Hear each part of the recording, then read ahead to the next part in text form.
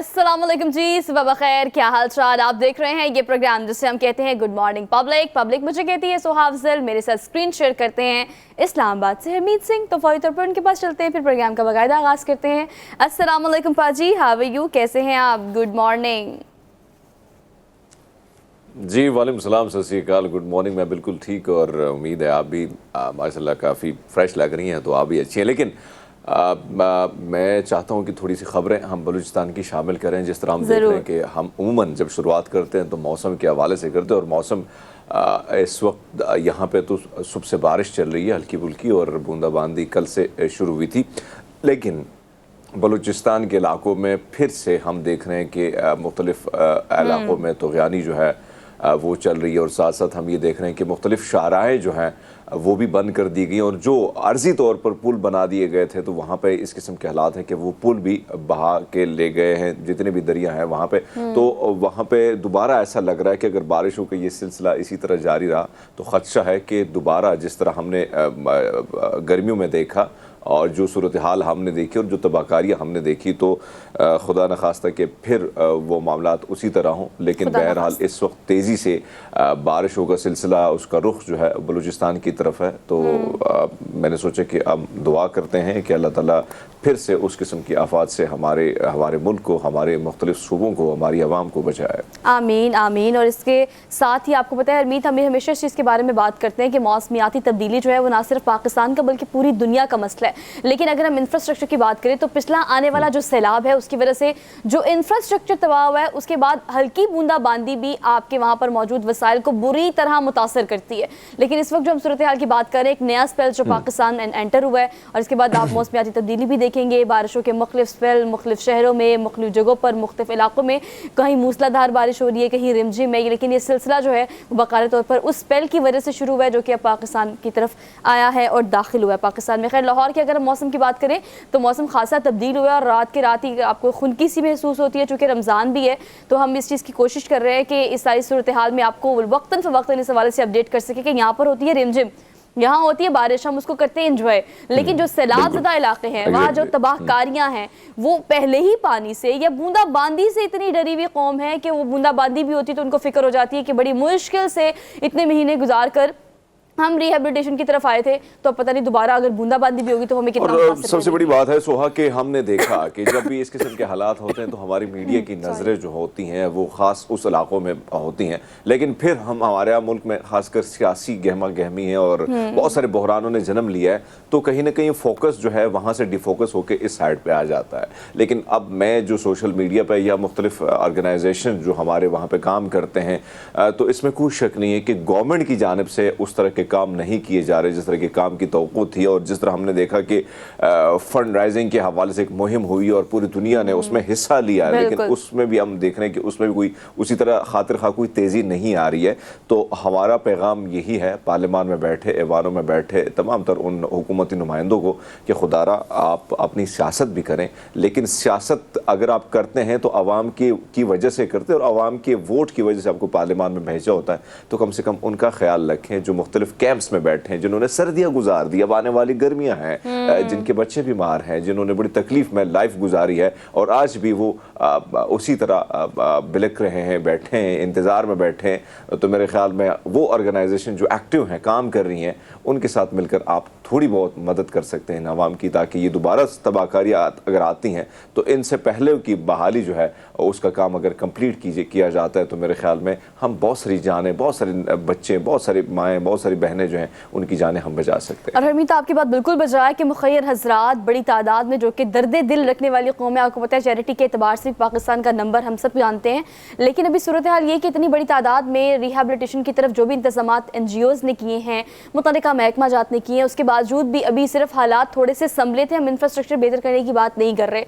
अगर अब इन इदारों की बात की जाए, फॉर एग्जाम्पल हदीका कयानी की बात की जाए, इन जैसे लोग, इन जैसे इदारे जो हैं, वो जो वसीला बना उन तमाम लोगों का जो वहाँ पर ज़िंदगी ख़त्म हो गई थी, मतलब स्कूल की बात करें, रोज़गार की बात करें, बेसिक नीड, हम छत की बात कर लेते हैं, घर अगर एक है घर तबाह बर्बाद हो गए हैं। तो वो सारी सूरत हाल में सबकी मदद के बावजूद भी अब आने वाली जो तुग़यानी है या अब आने वाली जो बारिश है वो किसी और चीज़ की भी निशानदेही कर रही है। तो इस सूरत हाल में हम सिर्फ दुआ कर सकते हैं कि अल्लाह पाक रमज़ानुल मुबारक के इस मुबारक महीने में हम सबको महफूज रखे, पूरी कौम को महफूज रखे और हर शोबे से, हर तबके से, हर धर्म से ताल्लुक़ रखने वाले जो भी पाकिस्तान में बसते हैं उनकी हिफाजत अल्लाह ताला करे और हालात मज़ीद ख़राब ना हो। लेकिन प्रोग्राम में आगे बढ़ेंगे। सूरत हाल हरमीत, जो आप ही बात करते हैं ना कि सियासी सूरत हाल हमारे मुल्क की ऐसी है, तो सियासत अभी हमारी सारी घूम रही है सिर्फ केसेस के इर्द गिर्द। आज खुद नोटिस केस की बात की जाए तो सुप्रीम कोर्ट के केस का हम इंतजार कर रहे हैं, इलेक्शन होंगे तो हम केस के खुलने का इंतजार कर रहे हैं, इमरान खान साहब की गिरफ्तारी की बात करें तो हम केस का इंतजार करते हैं। मतलब इस वक्त हमारी मुल्क की सियासत में सिर्फ केसेस चल रहे हैं और नजर ये आता है कि शायद इन केसेस के रिजल्ट से ही कोई रिजल्ट निकलेगा तो शायद हम किसी रिजल्ट को एक्सपेक्ट कर सकते हैं। खैर, सूरत हाल बहुत ख़राब है। सुप्रीम कोर्ट जैसा इदारा जो कि इंसाफ का सबसे बड़ा इदारा है, उस पर जो कंट्रोवर्सी करने की कोशिश की गई, उसके बाद अब जो बाकायदा बिल जो है तरमीमी बिल मंजूर किया गया है हरमीत, और उसके बाद तरमीमी बिल मंजूर करने के बाद ना सिर्फ इख्तियारात को लिमिटेड किया गया है बल्कि बहुत सारी ऐसी चीज़ें भी हैं जिसके बारे में चहम गोइयाँ की जा रही हैं। 184(3) की अगर हम बात करें जिसके तहत बहुत सारे लोगों को सजाएं हुई हैं, जिसमें अगर सबसे टॉप ऑफ द लिस्ट देखें तो नवाज शरीफ का ताहयात नाअहल होना या फिर जहांगीर तरीन, वो तमाम लोग जिनको अपील दायर करने का कानूनी हक यही था मैसर, जिनको 184(3) के तहत सजाएं मिली थी, अब उनके पास ये इख्तियार आ जाएगा कि 22 अप्रैल को जब इसी तरह खुद नोटिस लिया गया था और उसमें हमने ये देखा कि उस वक्त के डिप्टी स्पीकर कासिम सूरी साहब ने एक गैर आईनी अमल जो है वो किया था और उसमें कोई शक नहीं कि तहरीक इंसाफ पर हम सब ने तनकीद की थी, इसी शो में की थी। लेकिन तब हमने देखा कि यही जजेस थे, यही बेंच था जिस पर आज तनकीद की जा रही है, जिसकी तस्वीर जो है मरियम नवाज साहब अपने जलसों में दिखाती है और उनके फैमिली पर अटैक कर रही है, और यही बिलावल भुट्टो जो कल भाषण दे रहे थे, और यही मौलाना फजल रहमान के साहबजादे, और इसी तरह ये अवामी नेशनल पार्टी के जो रहनुमा है, ये सारे इकट्ठे हुए थे। और मैं उस वक्त फील्ड में था और हम गए थे, इन्हीं की प्रेस कॉन्फ्रेंस थी मौलाना साहब के घर में।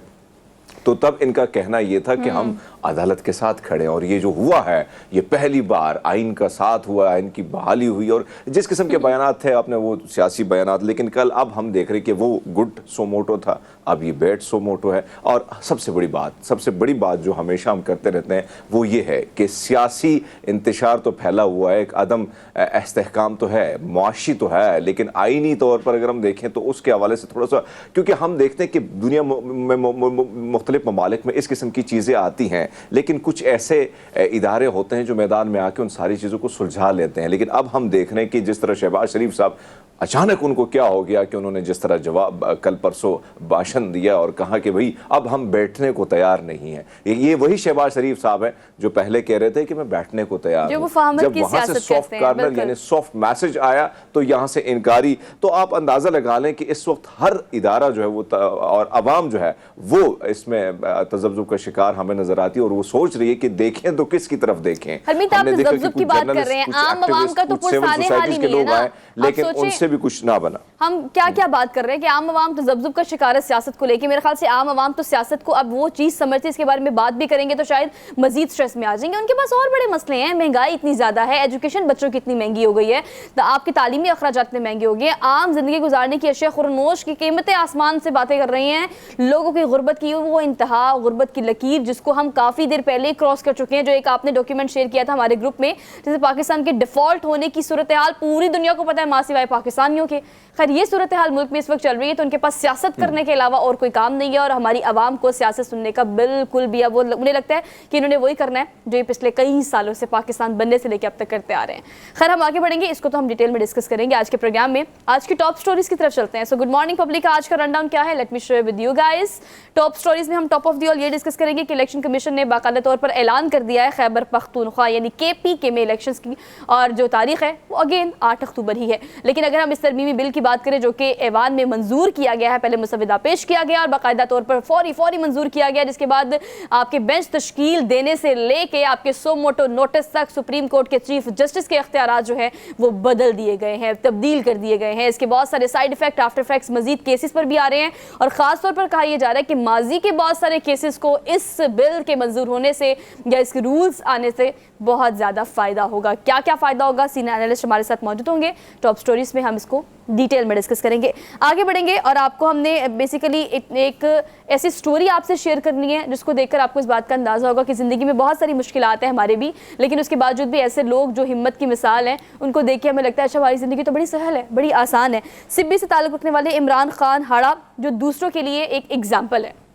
अब वो किस तरह से उन्होंने अपनी ज़िंदगी गुजारी, किस तरह से काम शुरू किया, किस तरह से वो अज़्म हिम्मत की मिसाल है, उनकी ज़ुबानी उनकी रुदात सुनेंगे, उनकी ज़िंदगी की सक्सेस स्टोरी सुनेंगे ताकि आप भी इस चीज़ को महसूस कर सकें कि शायद आपकी ज़िंदगी के जो मसाइल हैं वो उनकी ज़िंदगी के मसाइल से बहुत कम है, तो आप मेहनत करके उन चीज़ों को ओवरकम कर सकते हैं। इतना मायूस होने की खैर कोई ज़रूरत नहीं है।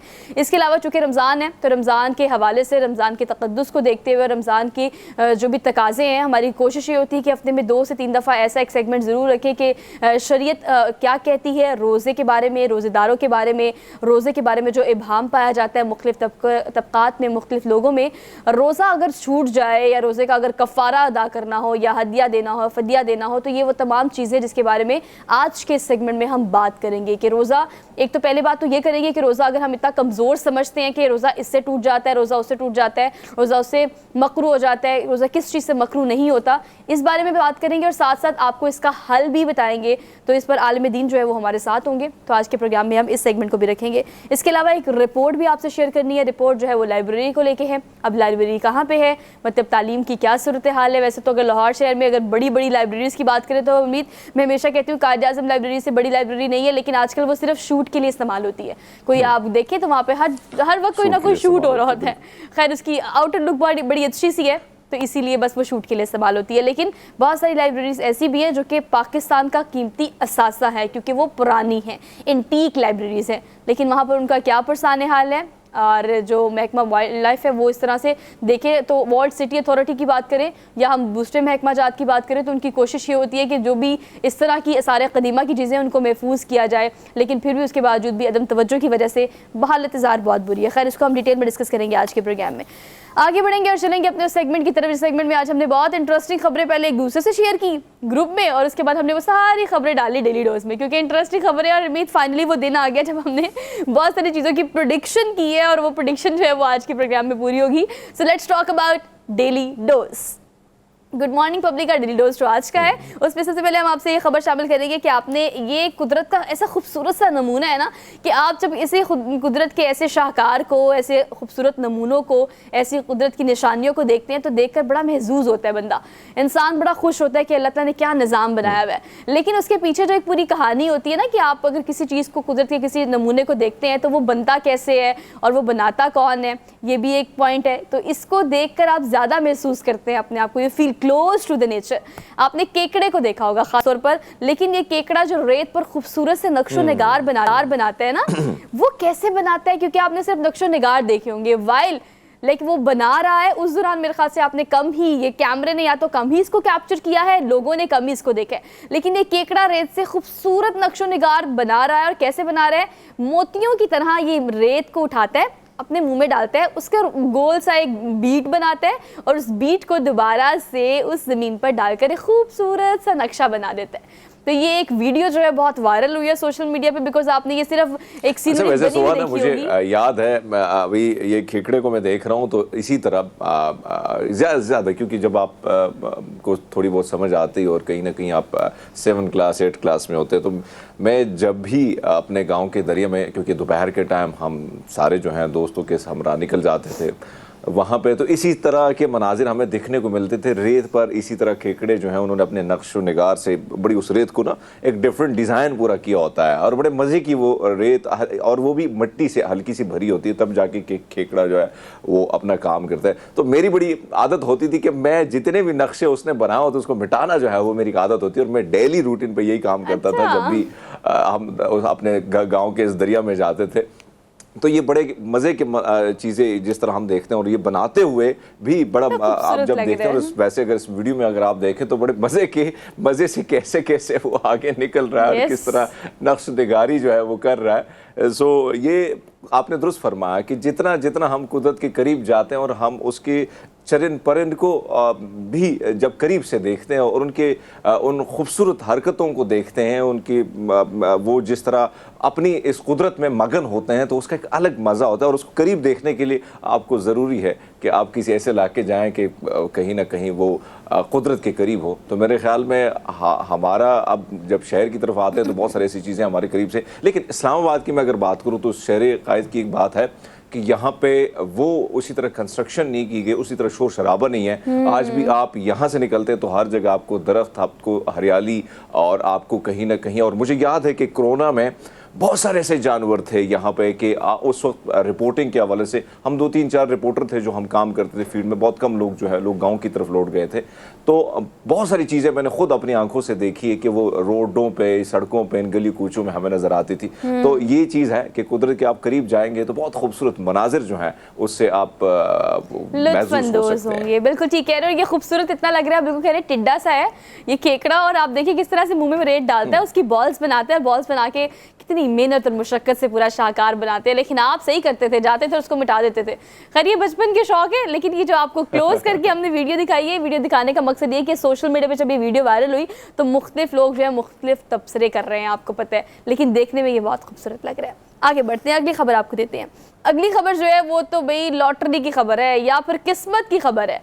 हाँ, आपको बताते हैं एक शख्स ने मेटल डिटेक्टर से करोड़ों रुपए का सोना ढूंढ लिया है। अब कैसे ढूंढा है मैं आपको बताती हूँ। मुख्तलिफ कानों से मुख्तलिफ चट्टानें जो हैं, आपको पता है लोग अक्सर औकात उन चट्टानों को रख लेते हैं अपने पास, या फिर वो समझते हैं कि इस चट्टान से कोई ना कोई सोना निकल सकता है। लेकिन बाजूकात देखने में ऐसा लगता है कि इसके अंदर सोना है और बाजूकात उसके अंदर सोना नहीं होता। बहुत सारे लोग खासतौर पर जो कानों में काम करते हैं उनको लगता है ये, क्योंकि बाजू का ऐसा होता है कि चट्टान के अंदर से कोई अच्छा सोना निकल भी आता है ज़्यादा मकदार में, लेकिन बाजू का ऐसा होता है कि वो चट्टान ही होती है, लेकिन लोग उसे ख़रीद लेते हैं। खैर इस शख्स की किस्मत है, अब ये शख्स जो है उसने अपना नाम तो जाहिर नहीं किया लेकिन स्टोरी जाहिर कर दी है।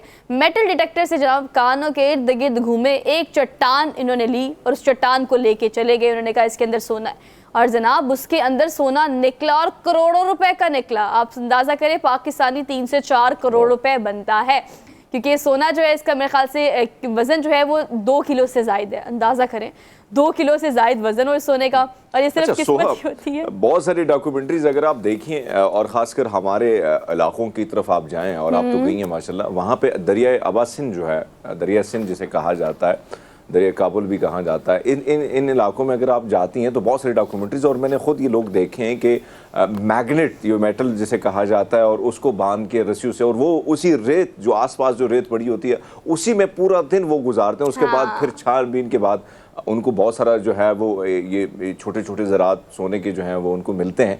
तो ये बड़ी मेहनत का काम है, और बहुत सारे लोग जो हैं वो बड़े शौकिया भी करते हैं, और कहीं ना कहीं अपनी दिहाड़ी जो है वो दिन की लगा के आते हैं, और दिहाड़ी जो है पूरे महीने की भी लग जाती है। लेकिन ये शख्स बड़े खुशकिस्मत निकले कि उन्होंने छानबीन के हवाले से निकले और भैया को कमाल के जो है करोड़ों रुपए का सोना मिल गया। तो ये बहुत बड़ी बात है, लेकिन मेहनत तलब काम है, और हम देखते हैं कि बहुत सारी ऐसी चीज़ें, चाहे वो बहुत सारे ऐसे कान जिसके बारे में आपको अंदाज़ा होता है, और कहीं ना कहीं दरियाओं के आस किनारे जो है इस किस्म की चीज़ें वो मिलना उसके मुमकिन भी है, और जब आप है, लेकिन मेहनत तलब काम है। मेहनत तलब काम तो चले हैं, मेहनत सारे करते हैं हरमीत, लेकिन इट्स ऑल अबाउट लक। मुझे ऐसा लगता है, पता नहीं आप मेरी बात से इत्तेफाक करें या ना करें, मतलब वहाँ पर मौजूद है काम करने वाले बहुत सारे लोग बड़ी चट्टानें लेकर गए हैं शहर की तरफ, और उन्होंने कहा कि हो सकता है इसमें सोना निकल है, लेकिन सबका नहीं निकलता। लेकिन ये 2 किलो से ज़ायद सोना जो निकला उसकी कीमत करोड़ों में है। लेकिन जगह कौन सी है? ऑस्ट्रेलिया।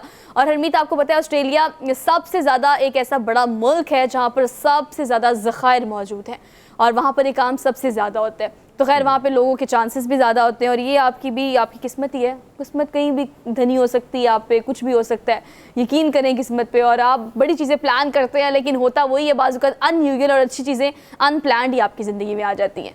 तो प्लानिंग, बस मेहनत करें और काम करें और याशी करें, बेसिकली मकसद ज़िंदगी का ही होना चाहिए। अगली खबर पर चलते हैं फौरी तौर पर। अगली खबर आपको देते हैं डेली डोज की, और अगली खबर जो है वो बेसिकली शौक की खबर है। हमने हरमीत ऐसी बहुत खबरें दी हैं किसी को फुटबॉल का बहुत शौक है, उन्होंने पूरा घर फुटबॉल बना दिया। और हरमीत आजकल जब हम छोटे थे ना तो एक कमरा यहाँ हमें बच्चों को दे दिया जाता था, एक अम्मा अब्बा का होता था, बस वो कमरा होता था, हमें लगता था ओ माय गॉड हमारा अपना कमरा है। लेकिन आजकल घरों में जो बच्चे शौक और ज़ौक रखते हैं उनका कमरा उस चीज़ की डिपिक्शन कर रहा होता है। अगर आप फुटबॉल के दिलदादे हैं तो पूरे कमरा जो है फुटबॉल थीम का होता है, आपका बेड, आपकी कबर्ड, आपका जो वॉलपेपर है, आपका जो मतलब पूरा इंटीरियर किया जाता है वो इस चीज़ को कीप इन माइंड रख कर किया जाता है कि बच्चे का शौक क्या है। और लड़कियां, उनका तो पूरा रूम ही बारबी रूम बना होता है, मतलब खूबसूरत और प्यारी प्यारी डॉल्स जो है वो साइड पे बनाई जाती हैं, खूबसूरत सी कबर्ड होती है, वार्डरोब होती है, क्लोजेट होती है। खैर लेकिन ये जो शख्स हैं, अब मैं आपको इनका बड़ा ख्याल भी रखा जाता है। हाँ, बड़ा मतलब आजकल वालिदैन बड़ा इस चीज़ का ख्याल रखते हैं कि मेरी बेटी या बेटे को जो पसंद है उसकी थीम का ही केक आना चाहिए। अगर बर्थडे है उसकी थीम का एक घर होना चाहिए, कि मतलब एक रूम होना चाहिए, उस रूम में इंटीरियर फर्नीचर भी होना चाहिए। खैर ये तो हम बच्चों की बात कर रहे हैं, बड़े भी कुछ पीछे नहीं है जनाब। बड़ों की खबर आपको देते हैं। एक शख्स को जहाज़ बड़े पसंद है। आप सोचिए और गेस व्हाट कि उसने जहाज़ का ही घर बना लिया है, मतलब ने घर को जहाज़ बना लिया है। अब ये जहाज़ में कभी बैठे भी नहीं है हरमीत, तो इनको अब देखना मतलब जिस चीज़ को उन्होंने नहीं किया उस चीज़ की कितनी क्यूरियोसिटी और कितनी डेस्परेशन है उनको। अब जहाज़ में कभी उन्होंने ट्रैवल नहीं किया तो उन्होंने कहा भाई मुझे क्या ज़रूरत है जहाज़ में ट्रैवल करने की, अपने मैं घर को ही जहाज़ बना लेता हूँ। लोग ख्वाहिश करें इस चीज़ की जिंदगी। लेकिन कितना खूबसूरत लग रहा है हरमीत, कितना मतलब आर्टिस्टिक सा लग रहा है ना पूरा घर, बहुत प्यारा। अच्छा मैं दो ट्रेंड के हवाले से बात करूंगा। आप कभी पहले की बात है, अब 90s की बात है, एक ट्रेंड था खैबर पख्तूनख्वा में बहुत ज़्यादा था कि वहाँ पे एक तो हम ये देखते हैं कि खैबर पख्तूनख्वा के बहुत ज़्यादा लोग जो हैं बाहर हैं, मुख्तलिफ ममालिक में काम करते हैं, तो वहाँ पे जितनी वाटर टैंक बनते थे ना वो मुख्तलिफ उसमें गाड़ियाँ, आपको फुटबॉल, ये सारी चीज़ें नज़र आती थी। और दूसरा पंजाब जो हिंदुस्तानी पंजाब है, वहाँ पे मैंने ये ट्रेंड बहुत ज़्यादा देखा है, बड़े करीब से देखा है कि इसी तरह जहाज़ बनाना, हेलीकॉप्टर या ट्रैक्टर या इस किस्म की चीज़ें बनाना, और बाकायदा उसमें बेड्स वगैरह भी जो है उन्होंने रखे थे, एक पूरा रूम उन्होंने बनाया होता है। तो बिल्कुल इसने आपने दुरुस्त फरमाया कि पाजी ने जहाज़ तो नहीं देखा, गया नहीं है, लेकिन उसने सोचा कि पूरी ज़िंदगी क्यों ना इधर ही खड़का देते हैं। लेकिन बड़ी खूबसूरत लग रहा है। और खासतौर पे देखिए वहाँ पर बच्चे बड़े एक्साइटेड है ना। बच्चे तो ऑब्वियसली इतनी छोटी उम्र में तो आपको इतना चांस नहीं मिलता ट्रैवल करने का, लेकिन वो कहते हैं कि जी मेरी बड़ी ख्वाहिश है कि मैं जहाज़ में बैठूं, और मैं इसको बड़ी देर से प्लान कर रहा था और इस पर मैंने बहुत काम किया, मतलब कई साल। अगर आप इसको देखें तो जो थीम जहाज़ का घर बना हुआ है उसको बनाने में भी एक टाइम लगा है। मतलब आप देखें कि उन्होंने पूरा माहौल ये बनाया कि उन्होंने ज़मीन पर जहाज़ को खड़ा नहीं किया, अच्छा खासा ऊंचाई पे है, मतलब ज़मीन से ऊंचाई पे घर है, सीढ़ियाँ भी लगाई हैं। जैसे आप ये फील करें घर के अंदर एंटर होते वक्त, आप ये फील करें कि आप जहाज़ में एंटर हो रहे हैं, और जहाज़ में एंटर होने के बाद मतलब घर में एंटर होने के बाद आप ये फील करें कि अब आपने परवाज़ कर लेनी है, सीधा आसमान में जाना है। तो खैर ये फील है और शौक़ का कोई मोल नहीं है जनाब। जिसका जो शौक़ है वो ज़रूर पूरा करता है, और आप भी यही करें ज़िंदगी में। इंतज़ार, और मुझे पता है कि बहुत सारे वसाइल जो है वो पैसे से मुंसलिक होते हैं, लेकिन बहुत सारी ख्वाहिशात ऐसी भी होती हैं जो शायद पैसे से मुंसलिक नहीं होती। तो जो आपकी ख्वाहिशात हैं उसको जो भी पूरा कर सकते हैं उसको ज़रूर करें, इंतज़ार ना करें। ज़िंदगी हर किसी को इतनी मोहलत नहीं देती। खैर आगे बढ़ते हैं, अगली ख़बर पर चलते हैं। अगली ख़बर जो है बेसिकली वो एक ऐसी रियासत की है जो कि ऑस्ट्रेलवी रियासत है, लेकिन ये जो दूर से एरियल व्यू दिखा रहे हैं ना आपको, कितना खूबसूरत ये होटल लग रहा है, लेकिन इसको सिर्फ आप दूर से देख सकते हैं। क्यों? क्योंकि इसमें हरमीत कमरा नहीं मिलता। मतलब आप सालों साल इंतज़ार करते रहे, आपको कोई रूम नहीं मिलेगा इसमें। मतलब आप सोचें, आप अंदाज़ा करें कि इस होटल में है क्या कि आपको कोई बुकिंग ही नहीं मिलती। मतलब आप सालों साल इंतज़ार करें तब भी। और आप इसकी जगह देखें कि बनाया कहाँ पे है, ये मोटरवे पे बनाया गया है, मतलब उनका जो हाईवे है वहाँ बनाया गया है। अब ऑस्ट्रेलिया ये रियासत जो है ये कोई बहुत ज़्यादा वेल डेवलप्ड रियासत नहीं है। इर्द गिर्द गाँव है और ये जो रोड है इसको हाईवे के तौर पर इस्तेमाल करते हैं एक सिटी से दूसरे स्टेट या एक स्टेट से दूसरे स्टेट कनेक्ट करने के लिए। अब जनाब ये एक इंजीनियर है, एक आर्टिस्ट है, उन्होंने ये आर्ट का नमूना बनाया है। ये होटल नहीं है, it seems to be like hotel but it is not. ये होटल नहीं है, देखने में होटल लगता है। अब लोग तजस्सुस करते हैं, जैसे हमें क्यूरियोसिटी हो रही थी ना कि हमें कमरा क्यों नहीं मिल रहा। लोग हाईवे पर ट्रैवल करते हैं, रुकते हैं इस गर्ज से कि यार ये होटल यहाँ पे है, इर्द गिर्द कोई बिल्डिंग भी नहीं है, जाके देखते हैं, या कोई अपनी किसी ज़रूरत की वजह से रुकता है। जब वहाँ पहुँचता है तो पता लगता है जनाब ये होटल नहीं है, यहाँ पर आपको कोई फैसिलिटेट नहीं किया जाएगा, कोई सहूलत नहीं मिलेगी। लेकिन जो एक नमूना उसने बनाया ना अपनी आर्ट का हरमीत, वो बड़ा खूबसूरत है। 2-3 खिड़कियां भी ऐसी हैं जहाँ पे रात को लाइट लगती है तो लगता है अंदर किसी ने बड़ा स्टे प्यारा किया हुआ है। लेकिन कहीं ना कहीं आप ये देखें ना कि जिसको तलाश होती है अपनी मंजिल की और वो सोचता है और कहीं ना कहीं गाड़ी खराब हो गई, कहीं ना कहीं आपका दिल किया कि इस गाँव में ठहरूं और आपको ये होटल नजर आया और वहां पे आप जाए तो यकीन माने वहां से जब आप देखें कि ना कोई रूम है ना कोई इंतजामिया है लेकिन एक खाली बिल्डिंग है तो फिर जाहिर बात है आपकी जो उम्मीदें हैं उसमें पानी फिर जाएगा। लेकिन बहरहाल हम देखते हैं इस किस्म की चीज़ें, कोशिश ये की जाती है कि लोगों को भी अट्रैक्ट किया जाए और कहीं ना कहीं आप इस तगुदू में भी होते हैं कि हाँ कोई मंजिल तो हमें नज़र आ रही है, कोई इमारत नज़र आती है, लेकिन जब आप वहाँ भी जाते हैं तो वहाँ से भी खाली हाथ लौट आना पड़ता है आपको। सो बहरहाल वैसे मज़े की बड़े खूबसूरत व्यू है और एरियल व्यू अगर आप देखें तो आसपास खेत खलियान और छोटा सा गांव और ऑस्ट्रेलिया के वैसे भी खेत गांव जितने भी हमने देखे हैं उसके मनाजिर बड़े खूबसूरत किस्म के होते हैं और ख़ासकर उस पर वहाँ पे एक चीज़ जो ज़्यादा यहाँ पे ज़्यादा मशहूर है, वहाँ के ऑस्ट्रेलिया की जो गाय हैं वो यहाँ ज़्यादा पाकिस्तान में बड़ी मशहूर होती है और उनका और वैसे भी वहाँ पे बहुत सारी ऐसी चीज़ें जिनका ख्याल बहुत करीबी से रखा जाता है, चाहे वो ऑरेंज के फार्म हो या दीगर चीज़ें हों, लेकिन गांव की तादाद बहुत ज़्यादा है वहाँ पे और हम वही रिवायत उनके गांव में बड़ी करीब से देखते हैं। खैर ये जो आपको हम एक इंजीनियरिंग आर्टिस्टिक पीस दिखा रहे हैं ये सब माया है, सब धोखा है। लोग रुकते हैं क्यूरियोसिटी में और जाकर पूछते हैं कि हमें किसी चीज़ की ज़रूरत है या हमें कोई कमरा मिल सकता है तो वो कहते हैं यहाँ पर बुकिंग नहीं हो सकती। खैर ये आपको देखने में बहुत खूबसूरत लग रहा था और एरियल व्यू तो बहुत ज़्यादा प्यारा है तो हमने सोचा कि खबर भी आपको देते हैं। So we are done with our for today. हमने लेनी है क्विक सी ब्रेक, वापस आते हैं। आप देखते रहिए ये प्रोग्राम जिसे हम कहते हैं good morning public.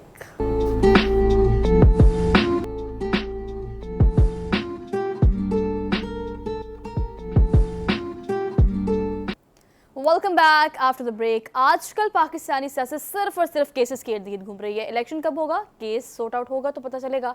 Imran Khan की गिरफ्तारी के हवाले से केसेस और बहुत सारे माजी के ऐसे केसेस, लेकिन सबसे बड़ा इदारा इंसाफ का जिसे हम सुप्रीम कोर्ट कहते हैं उसके इख्तियारात को लेकर जो तरमीमी बिल पेश किया गया, ना सिर्फ पेश किया गया बल्कि फौरी तौर पर मंजूर कर लिया गया, उसके अब साइड इफेक्ट या आफ्टर इफेक्ट क्या होंगे या फ़ायदा ही फ़ायदा होगा, इस पर हम डिटेल में बात कर लेते हैं।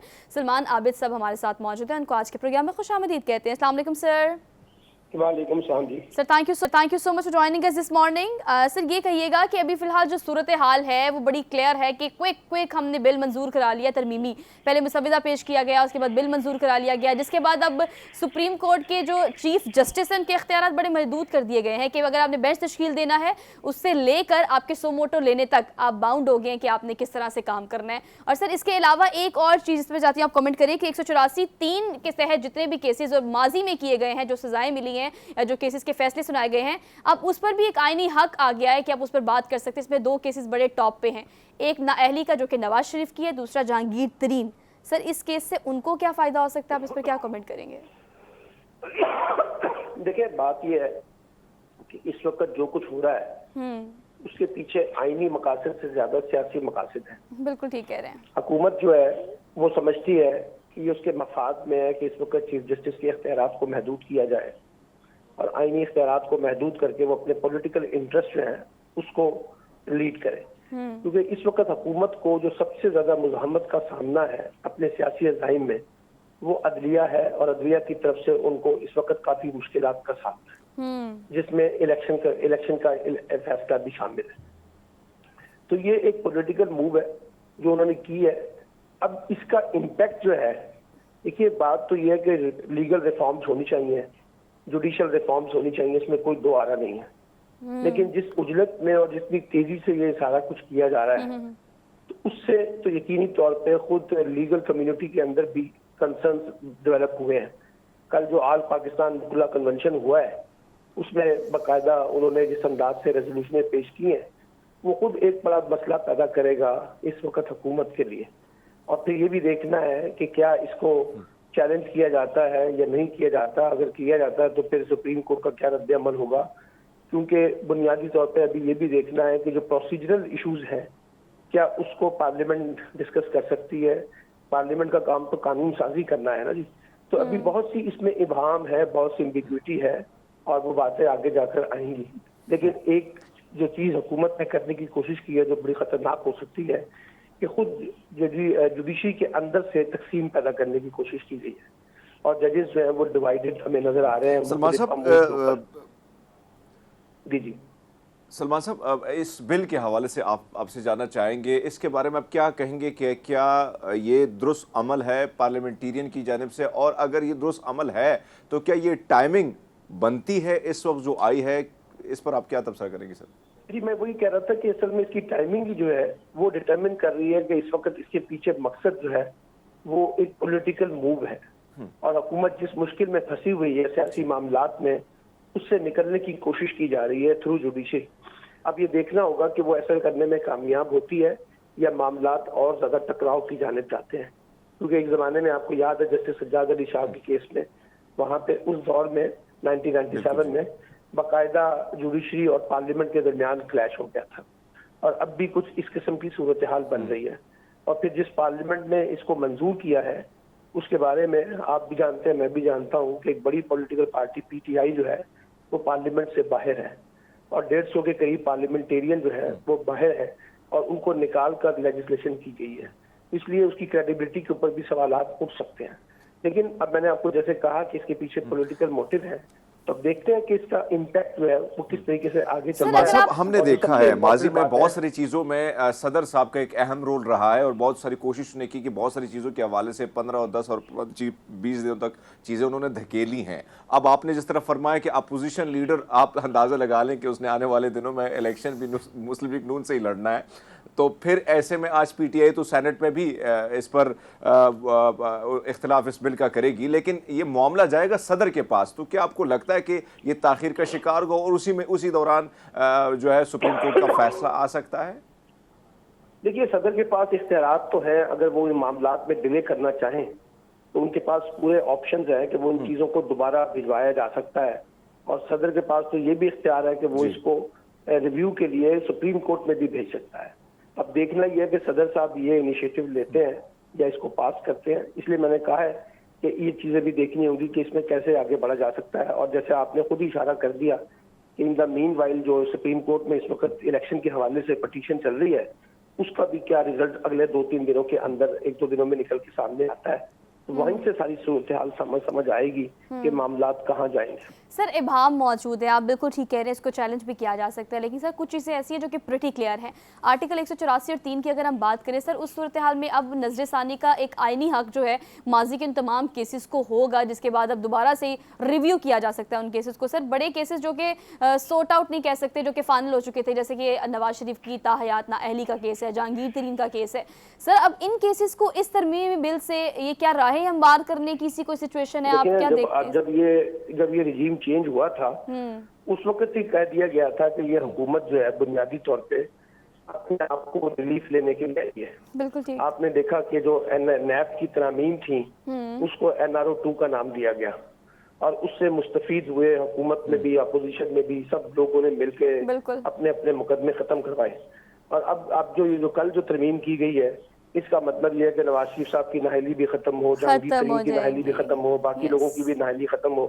तो जब हम कानून साजी जब करते हैं ना, और अगर हम मैन स्पेसिफिक कानून साजी करेंगे या ह्यूमन स्पेसिफिक कानून साजी करेंगे, किसी फर्द को बेनिफिट देने के लिए कानून बनाएंगे, तो फिर उसकी पॉलिटिकल इम्प्लीकेशंस तो क्रिएट होंगी ना। तो ये साबित हुआ कि जो मौजूदा हुकूमत आई है ये बुनियादी तौर पे अपने आप को रिलीफ देने के लिए देने की आई थी, और इसका इजहार खुद जनरल बाजवा के साथ जो टेलीफोनिक गुफ्तगू होती रही है मुख्तलिफ जर्नलिस्टों की, उसमें भी उसकी रिफ्लेक्शन जो है वो देखने को मिल रही है। सर, इंटरिम गवर्नमेंट को आप किस तरह से देखते हैं? सर, 3 माह से ज्यादा निगरान हुकूमत काम कर नहीं सकती, कोई बड़े तो है ही नहीं। ये जो गवर्नमेंट है ये तो PMNN का पार्ट 2 है। एग्जैक्टली। जिस किस्म की पंजाब में हुकूमत चल रही है, KPK में चल रही है, लेकिन सर 9 महीने का इक़्तिदार, हुकूमत की 9 महीने से क्या करेंगे ये? वो वफाकी हुकूमत का पार्ट 2 है। दूसरी बात ये कि ये इलेक्शन कमीशन ने डिटरमिन करना है इस फैसले के अंदर कि मिसाल के तौर पे अगर इलेक्शन अक्टूबर में होने हैं तो किस कानून और किस आइन के तहत ये निगरान हुकूमतें जो है अक्टूबर तक चलेंगी, तो उनका भी मुस्तकबिल खतरे में है।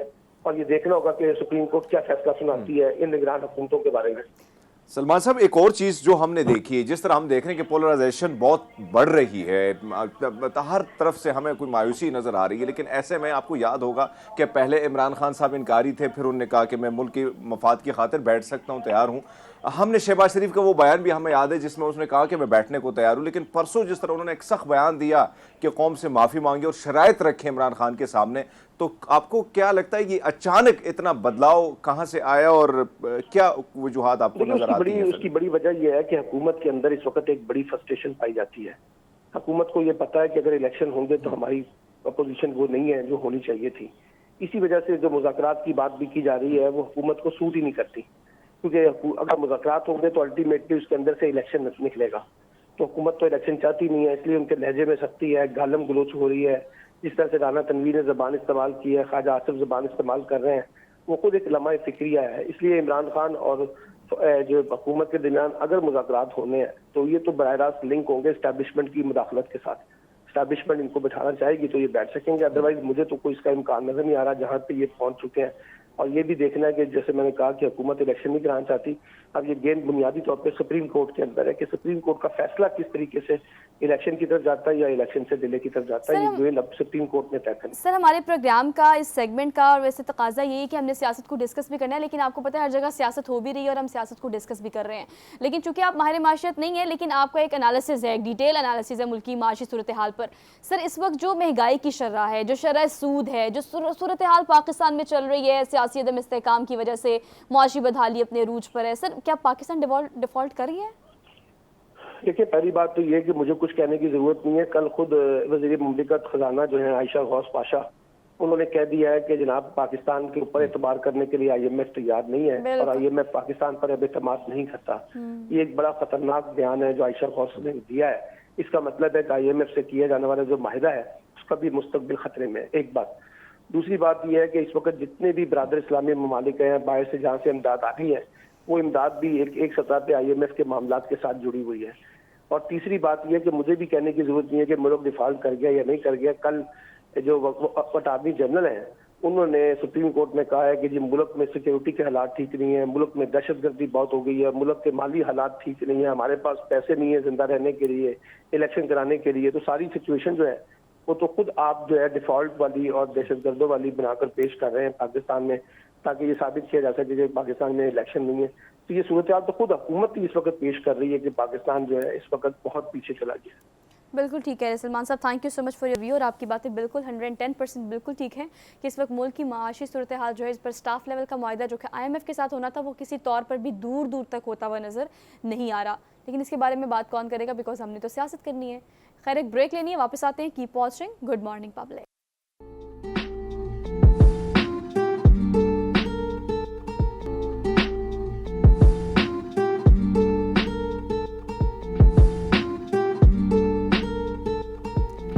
Welcome back after the break. So we are in the second hour of the show. और आपको पता है बचपन की कुछ मेमोरीज तो है वो जो कि बिल्कुल ऐसी होती है जो आपको हमेशा रिफ्रेश कर देती हैं। स्कूल कॉलेज यूनिवर्सिटी में जब कल्चरल डे हुआ करता था ना, तो सिंध का हो, बलूचिस्तान का हो या KPK का हो, कल्चरल डे पे आपकी कोशिश ये होती थी कि उसके कल्चर को पूरे तौर पर वो अटायर जो है वो आप बिल्कुल लें और वो लेकर ही आप मुनफरिद नजर आएँ और उसके साथ ही आप स्कूल कॉलेज यूनिवर्सिटी के इस तरह के इवेंट में जो है वो पार्टिसिपेट करें।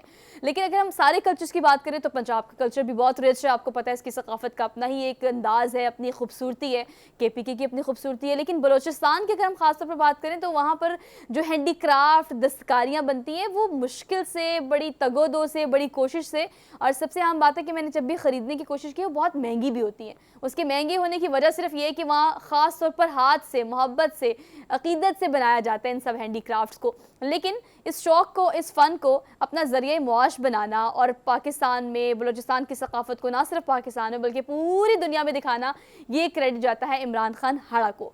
और ये आज हमारे प्रोग्राम में हमारे साथ मौजूद हैं। किस तरह से इन्होंने तंग दस्ती में इस फ़न को इस्तेमाल करते हुए, बुरोकार लाते हुए अपने हालात बदले, और ना सिर्फ हालात बदलने इनका टारगेट था बल्कि हालात बदलने के साथ साथ पाकिस्तान की सकाफ़त को भी पूरी दुनिया में इन्होंने मशहूर किया, एक पहचान दी। तो ये क्रेडिट इनको जाता है। इनको आज के प्रोग्राम में हम खुशामदीद कहते हैं। इमरान, कैसे हैं आप?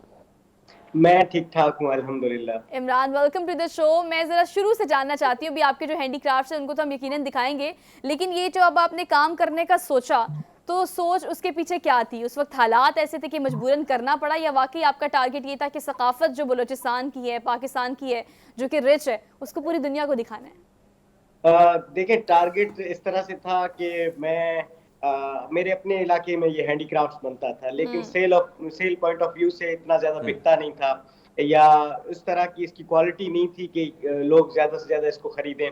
तो मैं जो है क्या कहते हैं, काम ढूंढ रहा था उन दिनों। हालात मेरे भी बहुत ज्यादा तंग थे, उन लोगों के भी तंग थे।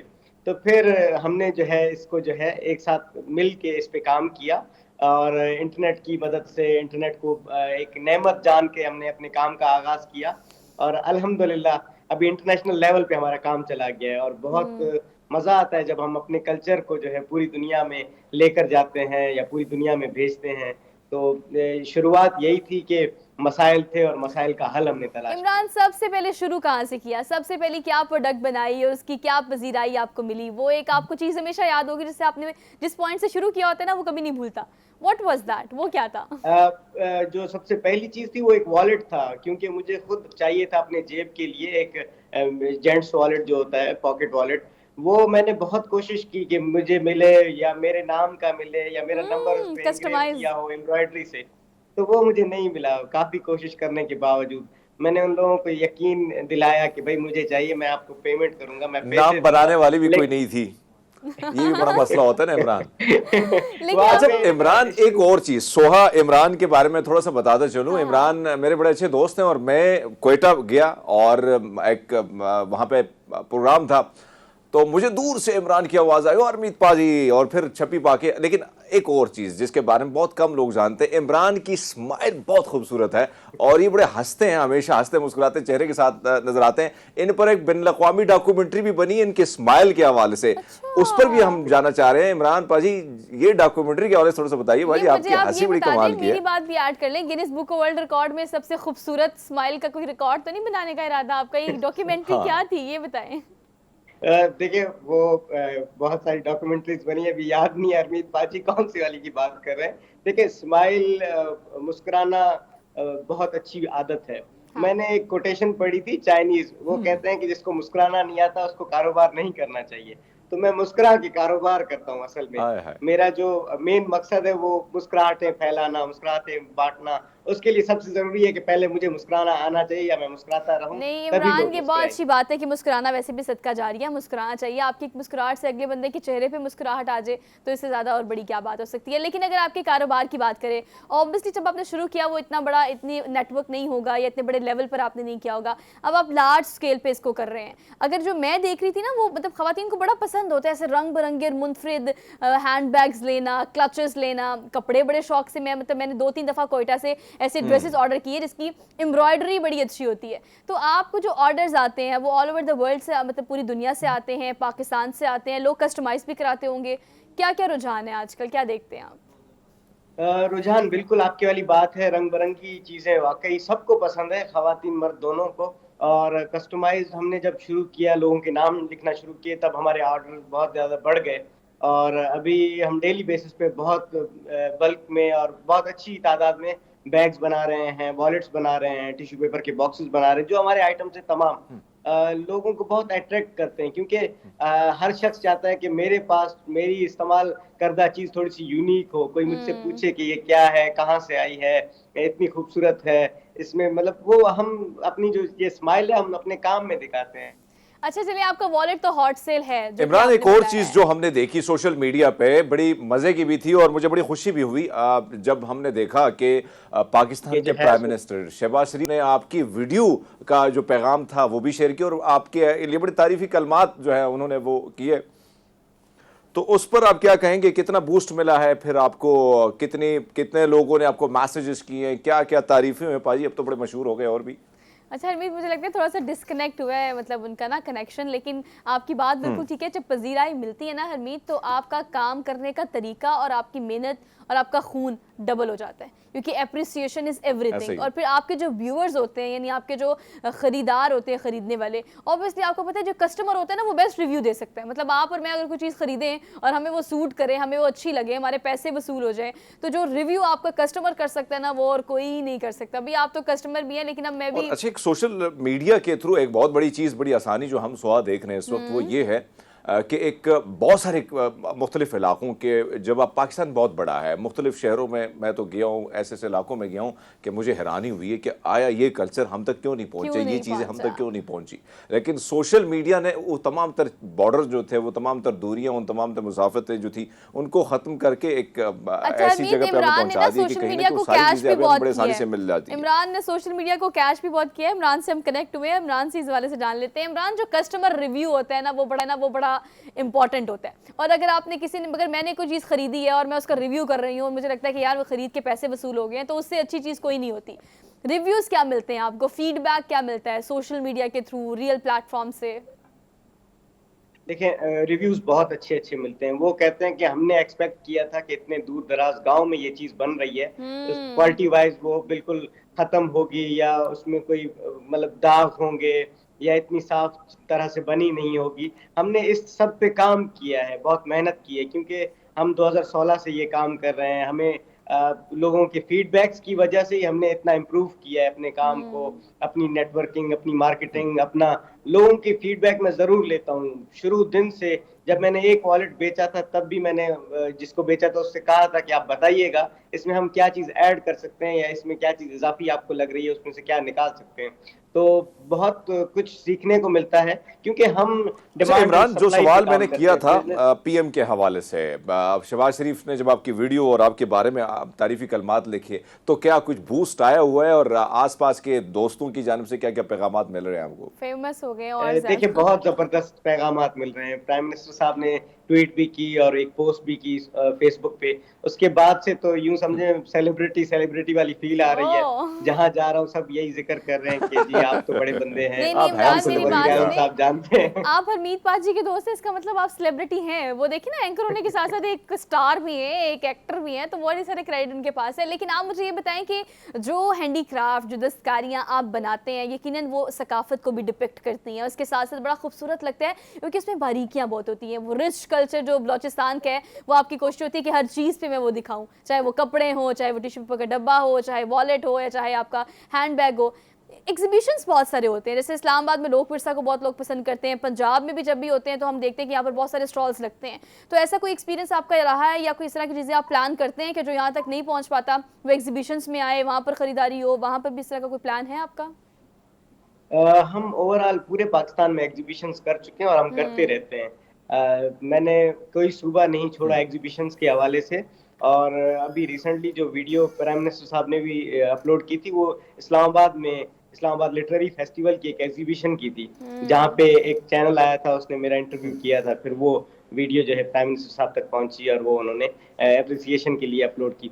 तो एग्जीबिशन जरूरी होती हैं, क्योंकि ऑनलाइन लोगों को लगता है कि शायद फ्रॉड हो या चीज वो सेम ना हो, तस्वीर के बिल्कुल बरक्स हो। तो जब आप एग्जीबिशंस पे जाते हैं, लोग आपकी चीज को टच करते हैं, उठा के देखते हैं, आपसे नेगोशिएशन करते हैं, उसमें प्राइस में मुख्तलिफ तरह के जो है मामलात होते हैं। तो एग्जीबिशन जरूरी है, हम पूरे इमरान, एक और चीज जो मैं आपसे जानना चाह रहा हूँ, बल्कि आपने मेरे साथ डिस्कस भी की थी जब हमारी मुलाकात हुई थी, यकीनन आपके जो इलाके हैं, दूर दराज के इलाके हैं, और फिर बहुत सारे मसाइल हमने वहाँ पे देखे हैं।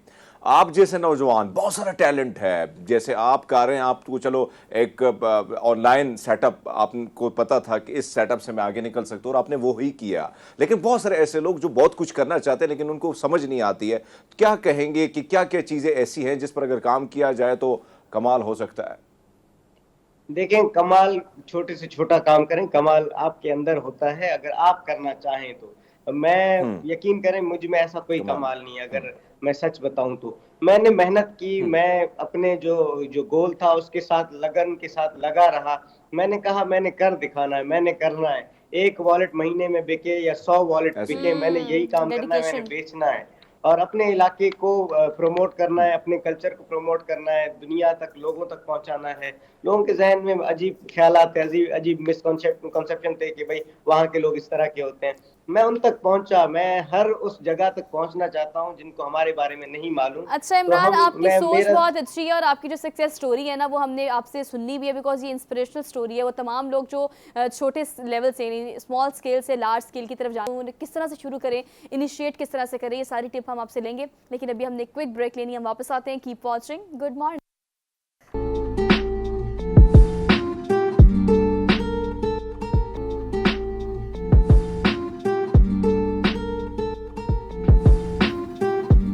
Welcome back after break. Break पर जाने से पहले इमरान से हम कुछ चिट चैट कर रहे थे और इमरान से पूछ रहे थे कि बेसिकली उन्होंने काम शुरू कहाँ से किया और उनकी सक्सेस स्टोरी में कहाँ कहाँ क्या क्या कामयाबियाँ उनको मिलती रही और वो समेटते रहे। लेकिन आगाज़ जो है वो हमेशा किसी भी चीज़ का मुश्किल होता है और ख़ासतौर पर जब आपको ज़रूरत हो। तो इमरान से हम इस हवाले से भी बात कर लेते हैं।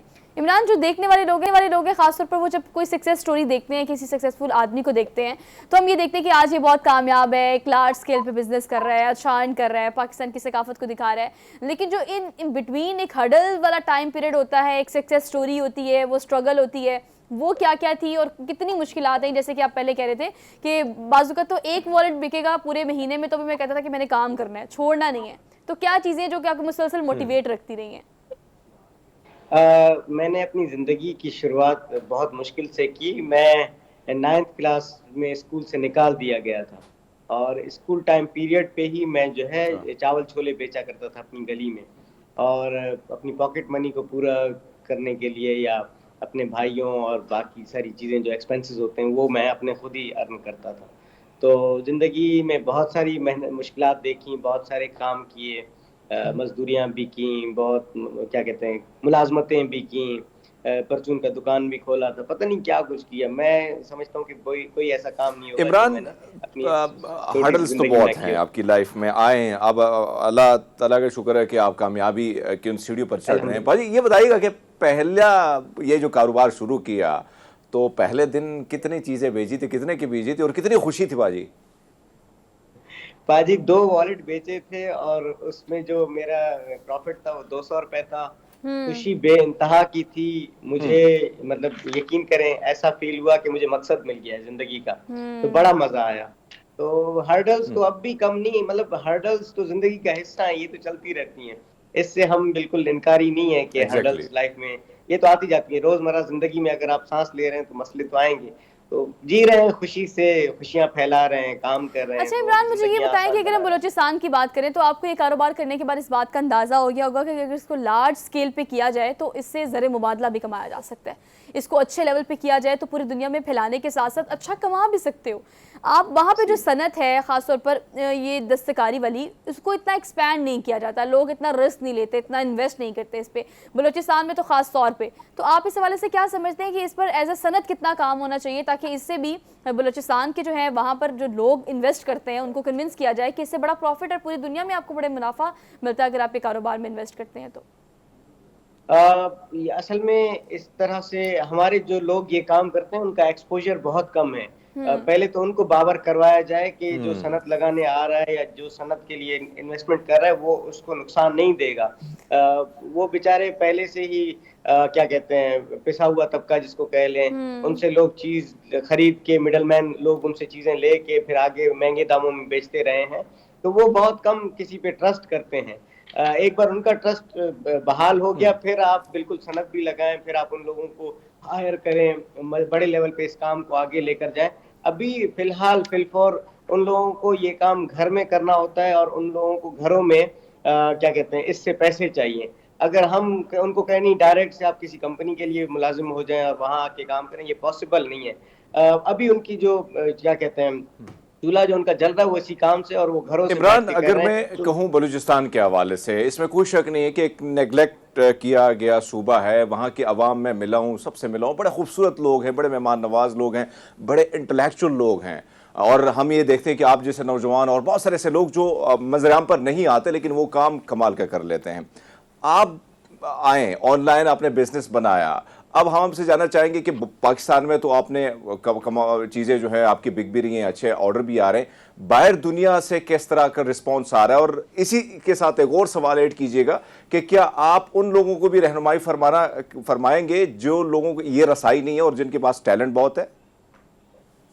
देखें इंटरनेशनली बहुत अच्छा रिस्पांस आ रहा है। मैंने वो जो पहला ऑर्डर किया उसके फौरन बाद कुछ इंटरनेशनल ऑर्डर्स भी मैंने किए, और मैं ऑन एंड ऑफ इंटरनेशनल चीजें भेजता रहा हूँ, अमेरिका, दुबई, कतर। मैंने आपको पता है चाइनीज एम्बेसी को उनके नेशनल डे पे पाकिस्तान में 20 दिन के अंदर 800 वॉलेट दिया, 200 की चेन्स दिए, और वो अब भी इन टच रहते हैं, हमें ऑर्डर्स करते रहते हैं। जिनके पास टैलेंट है उनके लिए यही है कि फोकस करें अपने टैलेंट इमरान, आप को बिल्कुल पहचानें कि ठीक कह रहे हैं, क्योंकि अगर आपके पास टैलेंट होता है तो कोई चीज़ भी आपका रास्ता नहीं रोक सकती। लेकिन आप जो काम अच्छा कर रहे हैं वो ये है कि एक तो कारोबार कर रहे हैं, लेकिन दूसरा सबसे अहम बात कि पाकिस्तान का जो रिच कल्चर है उसे ना सिर्फ पाकिस्तान में बल्कि पूरी दुनिया को दिखा रहे हैं। So thank you so much for being here, और बड़ी अच्छी और प्रोडक्टिव डिस्कशन रही आपसे। लोग हैं जो पाकिस्तान का अच्छा इमेज पूरी पाकिस्तान में, पूरी दुनिया में पोर्ट्रे करते हैं। तो हमारी तरफ से बेस्ट ऑफ लक। हमने क्विक ब्रेक लेनी है, वापस आते हैं। Keep watching. Good morning public.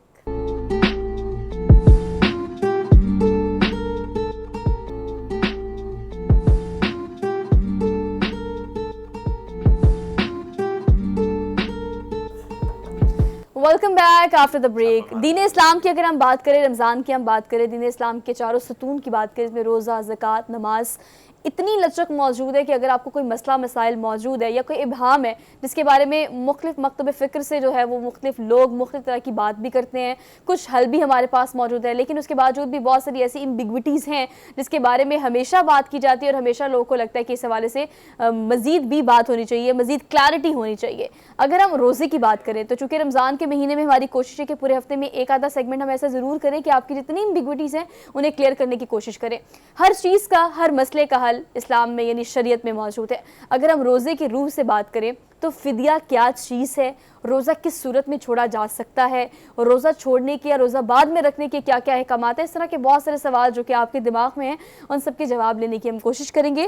और इन सब के लिए हमारे साथ मुफ्ती सैयद आशिक हुसैन साहब मौजूद हैं, आलिम दीन हैं। इनको आज के प्रोग्राम में हम खुशामदीद कहते हैं। अस्सलाम वालेकुम सर। जी बहुत शुक्रिया सर, आपके आने का बेहद शुक्रिया। सर, सबसे पहले तो आपको बहुत रमज़ान मुबारक हो। गुड मॉर्निंग पब्लिक की तरफ से। जी बहुत शुक्रिया जी, मेरी तरफ से भी आपको गुड मॉर्निंग जी। सर जी, कहिएगा सर इस हवाले से कि फ़िदिया सबसे पहले तो क्लियर कीजिएगा कि आम ज़ुबान में या शरई ज़ुबान में फ़िदिया कहते किसे, फिर हम इसकी डिटेल में जाएंगे। जी हाँ दोहा बेटी, पहली बात तो ये है कि मैं नाजरीन को ये अर्ज़ करना चाहूँगा कि दीन इस्लाम ये दीन फितरत है, ये फितरत के सारे तकाज़ों को पूरा करता है। और फितरत जहाँ उज़र इख्तियार करती है तो शरीयत फ़ौरन उसको उसका रास्ता देती है। जैसा कि अल्लाह ने कुरान पाक में फरमाया कि ला इकराहा फिद्दीन, दीन के अंदर जबर नहीं। और एक और जगह पर रब्बे कायनात ने कुरान पाक में फरमाया कि ला युकल्लिफुल्लाहु नफ्सन इल्ला वुसअहा, हम किसी भी जान पर उतना बोझ नहीं डालते जो वो बर्दाश्त न कर सके। बिल्कुल। अब इस कायदा कुलिया के बाद हम चलते हैं फिदिया के हवाले से, हम चलते हैं रोज़े के हवाले से कि रोज़ा इस्लाम के 5 अरकान में से एक रुकन है। बिल्कुल है। अब 5 अरकान में से जब एक रुकन है तो गोया ये बिनाए इस्लाम है, इससे इंसान को छुट्टी नहीं है, उसको हर सूरत में इसको अपनाना है, हर सूरत में इसके हुकूक को पूरा करना है, हर सूरत में इस फर्जियत को अदा करना है। अब जब अदा करना है, इसमें छूट नहीं है, तो कुरान तो कह रहा है कि ला इकराहा फिद्दीन, जबर भी नहीं है। कुरान तो कह रहा है कि ला युकल्लिफुल्लाहु नफ्सन इल्ला वुसअहा, हम किसी जान पे इतना बोझ नहीं डालते जो उसकी बर्दाश्त से बाहर हो। तो अब हम रोज़े में देखेंगे कि मरीज़ों के लिए वो छूट क्या है, मरीज़ के लिए आसानी क्या है, मरीज़ के लिए सहूलत क्या है। तो नाज़रीन, मैंने इब्तिदान एक जुमला कहा है कि दीन इस्लाम दीन फितरत है। फितरत ने जहाँ अपने आप को माजूर पाया तो इस्लाम ने फ़ौरन उसको रास्ता दिया।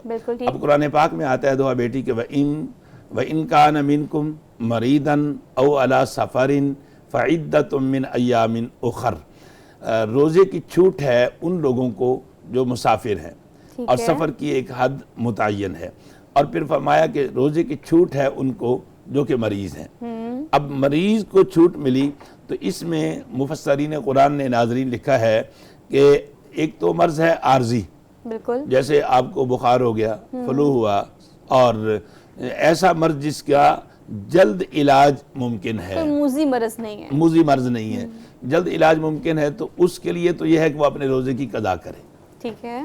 मगर ऐसा मरीज़ जो दायमी मरीज़ है, ऐसा बूढ़ा शख्स जो कि बुढ़ापे की वजह से अपने जिस्म के अंदर वो कुव्वत मुदाफ़ियत नहीं रखता जो रोज़े के तकाज़ों को पूरा कर सके। जैसे सर, मैं आपको थोड़ी इंटरप्ट कर रही हूँ मुफ्ती साहब, मैं ये जानना चाहती हूँ कि अलालत या अलील होना, उसमें अगर हम बुजुर्गी की तरफ बात करें या अगर हम जवानी की तरफ भी बात करें, सर बहुत सारे लोग ऐसे इनको जो हार्ट पेशेंट है, आजकल डायबिटीज़ बहुत आम है, शुगर बहुत लोगों को है, इसको हम किस जुमरे में लेके आते हैं कि अगर आपको शुगर की वजह से रोज़ा नहीं रख पा रहा तो ये मूजी मरजी कहलाएगा या इसकी जी कॉम्पनसेशन हाँ, है? इसमें दोहा बेटी पहली बात तो ये है कि जो हकीम और मुआलिज जो डॉक्टर है उसकी राय को शरीयत तरजीह देती है। ठीक है। हाँ, ज़ाती सोच को नहीं। डॉक्टर या हकीम मरीज के मुताल्लिक क्या देता है कि इस मर्ज की वजह से अगर मरीज रोज़ा रखता है तो इसके जान जाने का खतरा है या इसकी मर्ज के बढ़ जाने का खतरा है। अब उसकी राय में उस मरीज के लिए रायत है। क्या रायत है? बात फिर वहीं आ गई कि अगर वो मर्ज मूजी मर्ज है या दायमी मर्ज है तो फिर अल्लाह ने कहा कि वालल्लज़ीना युतीक़ूनहु फिदियतुन ताअमु मिस्कीन, फिदिया दो। फिर वो फिदिया दे अपने रोजे का। नाज़रीन, आपने देखा कि इसमें छूट नहीं है। हाँ, छूट किस छूट नहीं मतलब है। कोई उज़र है जी। लेकिन अगर वो बीमारी का उज़र है या कोई आपका रीज़न है उसके बावजूद भी फिदिया आपने अदा करना है। अब सर कैसे करना है, फिदिया क्या है? बहुत सारे लोग बड़ा इब्हाम रखते हैं इस चीज़ के बारे में कि फिदिया में आपने किसी को रोटी खिला दी लेकिन आपकी ज़ात जितना आप सहर और इफ्तार में खा रहे हैं उतना ही किसी को खिलाना, दैट इज़ कॉल्ड फिदिया। बेटे, मैं आपके इस सवाल का जवाब नाजरीन की तवज्जो के लिए उनसे अर्ज़ करूँगा कि फिदिया है आपकी अपनी लोकेशन पर। ठीक है। आप एक देहाती आदमी है, लामाला उसकी खुराक बड़ी सादा है और उसकी खुराक बड़ी सस्ती है। उसने अपनी दस्तरखान के मुताबिक जो उसके घर में चलता है वो फिदिया देना है। सहरी का वो एस्टिमेट लगा लेगा कि मैं अपनी सहरी में फॉर एग्जांपल 200 रुपए की सहरी करता हूँ और अफ्तारी में चूँकि थोड़ा सा फल भी होता है, खजूर होती है, मशरूबात होते हैं, मेरे दस्तरखान पे तकरीबन पर पर्सन 300 रुपया अफ्तारी का ख़र्चा आता है। तो वो उस हवाले से किसी भी मुस्तहिक को, जो अब फिदिया किसको देना है? जो मुस्तहिक ज़कात है, जो मुस्तहिक ज़कात है, क्योंकि कुरान ने मसाकीन कहा है। फिदियतुन मसाकीन, फिदियतुन दो मसाकीन को। अब मुस्तहिक ज़कात को वो चाहे तो 30 दिनों की एक मुश्त रकम दे दे, चाहे तो किसी रोज़ादार को अपने घर मेहमान बना ले कि भाई आपने सहरी मेरे घर खानी है या अफ्तारी मेरे घर खानी है। मगर बहुत सारे लोगों के यहाँ ऐसा मुमकिन नहीं। सर मैं मुफ्ती साहब, मैं ना आपकी बात को इंटरप्ट इसलिए करी बिकॉज बहुत सारे सवाल, मेरी कोशिश है कि मैं वो आपसे पूछूं जो कि लोगों के दिमाग में है, लोग रिलेट कर सके ना उसको। फिदिया हमने दे दिया, हमने घर में किसी को बुलाया इफ्तार पे, क्या उसको ये बताना कि ये फिदिया कर रहे हैं ये ज़रूरी अमल है? जी लाजिम है। मगर आप देखिए अल्लाह की रहमत बेपाया का कि नबी मुकर्रम अलैहिस्सलातु वस्सलाम ने फरमाया जो किसी को रोज़ा अफ्तार करवाता है तो रोज़ा अफ्तार कराने वाले के अजर में कोई कमी नहीं आएगी और जिसको रोज़ा अफ्तार करवा रहे हैं उसके अजर में भी कोई कमी नहीं आएगी, बल्कि रोज़ा अफ्तार कराने वाले को डबल सवाब मिलेगा। एक अपने रोज़े का, एक जिसका रोज़ा अफ्तार करवा रहा है, एक अपना रोज़ा रखने का, एक जिसका रखवा रहा है। मगर यहाँ चूँकि वो आरिज़ है यानी माजूर है और माजूर होने की वजह से वो रोज़ा नहीं रख रहा, तो अल्लाह तबारक व तआला रोज़ा रखने वाले को अपने रोज़े का भी सवाब अता करेंगे और इसके रोज़े का भी सवाब अता करेंगे। मुफ्ती साहब एक और बात, वो दूसरी बात ये कि जब हम फिदिया दे रहे हैं वो पैसे की सूरत में दे रहे हैं या इफ्तार करा रहे हैं, अगला जो मुस्लिम है उसका रोज़ेदार होना ज़रूरी है? जी ला शक वला रैब, उसका रोज़ादार होना ज़रूरी है क्योंकि वो रोज़ा का ही फिदिया ले रहा है। जी इफ्तार मतलब आप किसी को इफ्तार कराने में फिदिया कहला रहे हैं। बेशक इफ्तार और सहर दोनों करानी है। क्या ऐसा भी हो सकता है कि हम इफ्तार किसी को करा रहे हैं और सहर किसी को करा रहे हैं? अगर एक ही शख्स 2 वक्त में मुयस्सर नहीं है तो फिर अगर आप खुर्दो नोश का सामान दे रहे हैं तो उसमें आप आज़ाद हैं।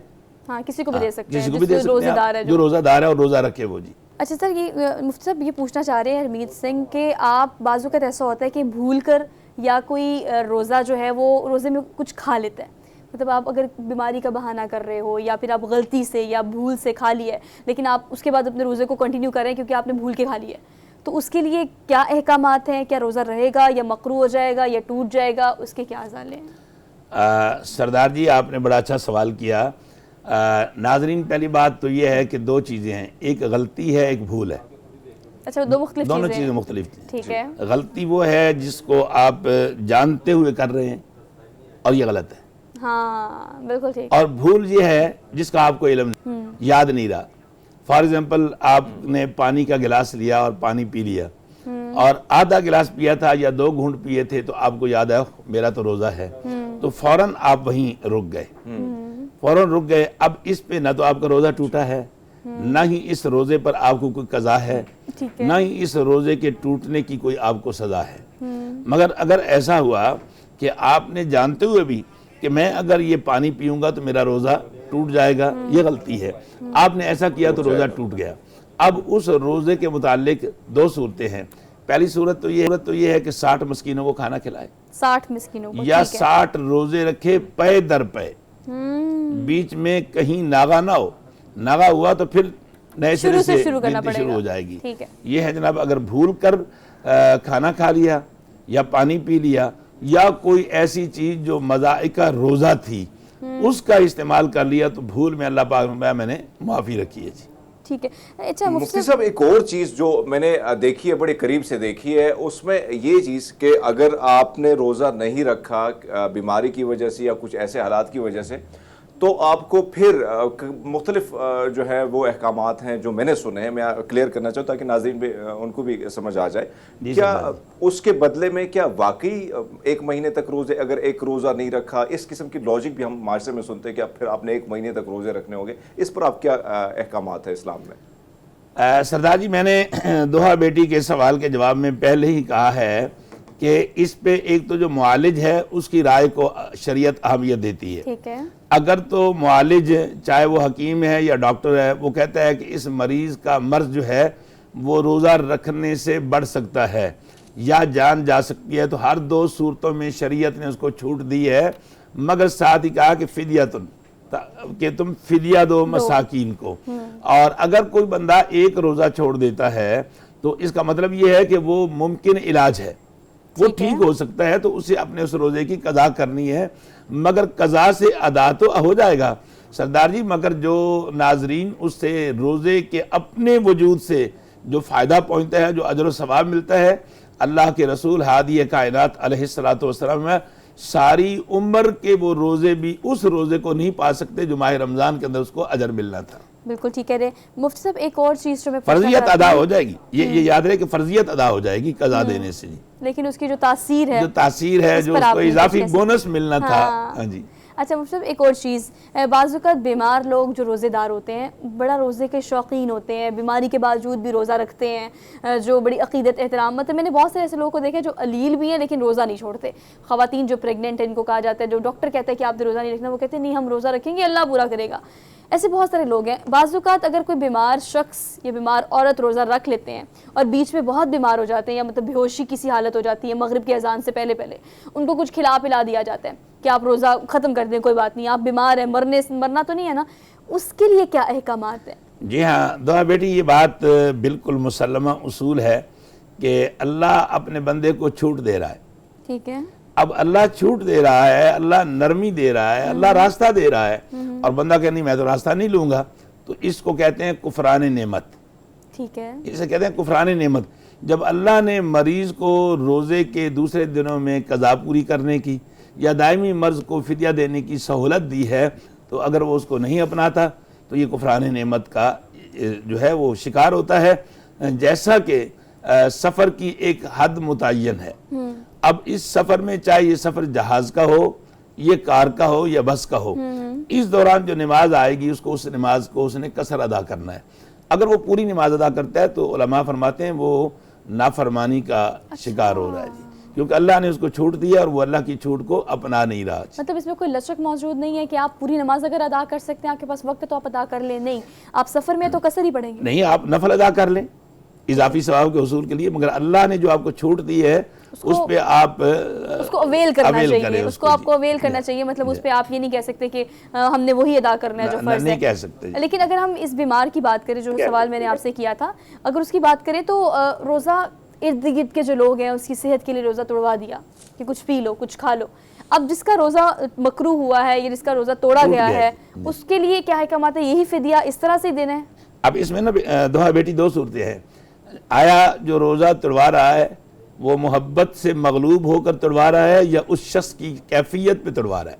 ठीक है। इसकी नाज़रीन मैंने मोहब्बत से मगलूबियत की बात इसलिए की है कि माँ अपने बच्चे को जरा सा भी तकलीफ में देखती है तो वो बर्दाश्त नहीं कर पाती। हाँ, कहती है नहीं नहीं मेरे बेटे तो कुछ खा लो नहीं तो ये जगह पे तो ये रोज़ा टूट जाएगा। इस रोजे के टूटने की सजा है, और वो सजा 60 मस्कीनों को खाना है या 60 रोजों का रखना है। मगर एक शख्स, जैसा कि आपने अपनी गुफ्तगू में बेटे कहा कि वो शख्स बेहोश हो गया या करीबुल बेहोश हो गया या उससे दौरे पड़ने शुरू हो गए, अब ऐसी सूरत में डॉक्टर नहीं भी तो साहिब ईमान, साहिब जी होश उसको देखता है कि नहीं ये मर्ज इससे बढ़ जाएगा, तो वो रोज़ा तोड़वा देता है, तो उस रोज़े पे कफारा नहीं, कज़ा है। ठीक है। अच्छा मुफ्ती साहब, मैं चाहती हूँ कि जाते जाते आप ये ज़रूर बता दें कि अगर हम रोज़े की रूह से बात करें तो बहुत लचक मौजूद है, बड़े सारे हर चीज़ का, हर मसले का हल मौजूद है, बशर्ते कि आप थोड़ी सी रिसर्च कर लें। रोज़ा जो है उसकी रूह, रोज़ा ना रखने की जो उज़र होते हैं, हमारे उज़र बड़े सारे हैं, तो जो उज़र होता है वो क्या होता है? और अदरवाइज जो हम उज़र बना लेते हैं कि हमने आज सफ़र करना है तो हम पहले रोज़ा ना रखें, हो सकता है कि हम सफ़र से पहले वहाँ पहुँच जाए जहाँ पे अपने मुकाम तक पहुँचना है। किन किन चीज़ों पर रोज़ा ना रखें तो होता है कि चलिए ठीक है कोई बात नहीं, छोड़ दिया रोज़ा? जी जोहा बेटी, पहली बात तो ये है कि शरीयत ने हर चीज़ की वजाहत कर दी है। ठीक है। जैसा कि मैंने कुरान पाक की आयत से नाज़रीन की नज़र की है कि वह इम मिनकुम मरीदन औ अला सफ़रिन फ़इद्दतुम मिन अय्यामिन उख़र, तुम में से कोई मरीज़ है या मुसाफिर है तो वो रोज़ा ना रखे, बल्कि इसकी दूसरे दिनों में कज़ा करे। अब सफ़र की जो हद है वो 57 किलोमीटर है। 95 नहीं, मैंने 57 नहीं, 57 मील, 57 मील। अब लामाला उसका जो किलोमीटर है वो से कम आते हैं, ज़्यादा आते हैं, तो ये शरीयत ने हद मुकर्रर कर दी। अब इस हद के अंदर जिसमें नमाज की कसर भी है, उसी में रोज़े की छूट भी है। और मर्ज़ का मैंने पहले ही आपको अर्ज़ कर दिया है कि उसके लिए जिस्म की मुदाफ़ियत ना होना, जिस्म का कमज़ोर होना, और बिलखसूस जो हमारी बेटियां या बहनें प्रेग्नेंट हैं उन्हें अगर शरीयत रास्ता दे रही है तो उनको ज़रूर अपनाना चाहिए, क्योंकि उनकी कमज़ोरी उन्हीं की नहीं बल्कि जो अपने पेट में वो बच्चा पाल रही हैं उस बच्चे पर भी इसके असरात मुरतब हो सकते हैं। ठीक है मुफ्ती साहब, थैंक यू सो मच, बहुत शुक्रिया आपके आने का। हद तक हमारी कोशिश ये थी कि आपके बहुत सारे सवाल जो कि हमें पता है कि आप ये सवाल या इबहम जो है वो पाया जाता है वो क्लियर हो गया होगा, लेकिन अगर दीन इस्लाम की बात करें तो क्या खूबसूरत दीन, क्या लचकदार दीन जिसमें हर चीज़ की तशरीह मौजूद है, हर मसला उसका हल मौजूद है, बशर्त ये कि आप थोड़ा सा एक्सप्लोर ज़रूर करें, थोड़ी सी रिसर्च इस हवाले से ज़रूर करें। हमने लेनी है इंशाल्लाह आपसे इजाज़त और कल आपसे मुलाकात करेंगे। अपना बहुत सारा ख्याल रखिए, चूँकि रमज़ान का महीना है, लोगों को आपकी ज़रूरत है तो अपने इर्द गिर्द ज़रूर देखें, अगर किसी को आपकी ज़रूरत है तो उसका भी ख्याल रखें। अल्लाह हाफ़िज़।